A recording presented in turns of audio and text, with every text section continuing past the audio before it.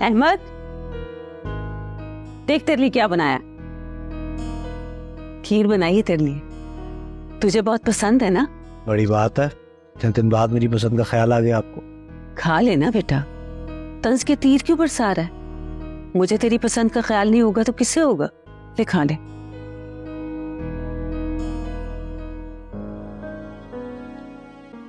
नखरे क्यों कर रहा है? पहले तो हाथ से छीन के ले लिया करता था, अब हाथ में दिया तो उठा के साइड पर रखती है। वही कहाँ भागे जा रही, खा लूंगा। हाँ तो जो भागे जा रही है उसे तो रोक ले बेटा। अगर उसका रिश्ता कहीं और हो गया ना तो मैं जीती हुई बाजी हार जाऊंगी। कुछ भी करके अहमद ये रिश्ता रोक ले।